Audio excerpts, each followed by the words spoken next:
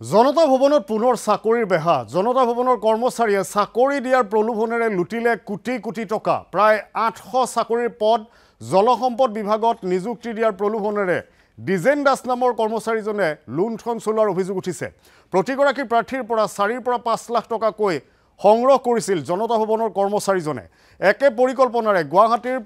প্ৰতিভা শইকীয়া ৰাতুল ডেকা আৰু পিংকু কোঁৱৰৰ পৰা 12 লাখ টকা সংগ্ৰহ কৰিছিল এই তিনিজনৰ উপৰি হাজু নলবাৰী গুৱাহাটীত শতাধিক ব্যক্তিৰ পৰা ধন সংগ্ৰহ কৰিছিল এই সন্দৰ্ভত গীতানগৰ আৰক্ষী থানাত এজাহাৰ দাখিল কৰিছিল যদিও পৰৱৰ্তী সময়ত দিছপুৰ থানাত গোচৰ ৰুজু কৰা হয় জনতা ভৱনত চাকৰিৰ বজাৰ খোলা ডিজেন দাস কাৰোবাৰ আশীৰ্বাদত বলিয়া নেকি কিয়নো বাৰে বাৰে অভিযোগ দিয়াৰ পিছতো আৰক্ষীয়ে গুৰুত্ব নিদিয়াৰো অভিযোগ উঠিছে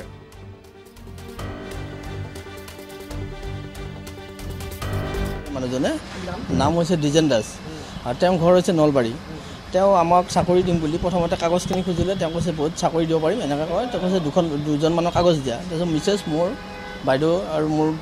ভাইটি এজনৰ এনেকৈ কাগজখিনি দিলোঁ দিয়াৰ পিছত আমাক কি কৰিলে পইচাৰ কথাটো অহা নাছিলে এমাহমানৰ পিছত আমাক কি কৰিলে তেওঁ অসম ৰাজ্যিক কৰ্মচাৰী পৰিষদৰ কাগজ আমাক দিলে এনেকৈ অসম ৰাজ্যিক কৰ্মচাৰী পৰিষদৰ কাগজ আমাক দিলে আমাৰ নামত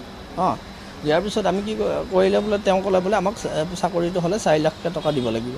তাৰপিছত আমি যদি কাগজখন দিছে অসম ৰাজ্যিক কৰ্মচাৰী পৰিষদৰ তেতিয়া কি কৰিলোঁ তেওঁ আহি পেলাই ক'লে বোলে 1 লাখ টকা দিলে হ'ল তেতিয়া আমি 4 লাখ টকা দিলোঁ দিয়াৰ পিছত টোটেল আমি তেওঁক 12 লাখ টকা দিব লগা হ'ল এতিয়ালৈকে 4 বছৰৰ ভিতৰত 12 লাখ টকা তেওঁক দিলোঁ কেনেকৈ দিলোঁ আজি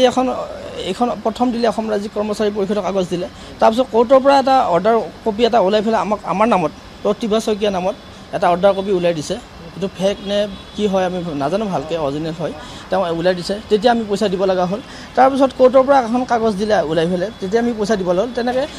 মানে তেওঁ পইচা আমাৰ পৰা লৈ থাকে তাৰপিছত আজি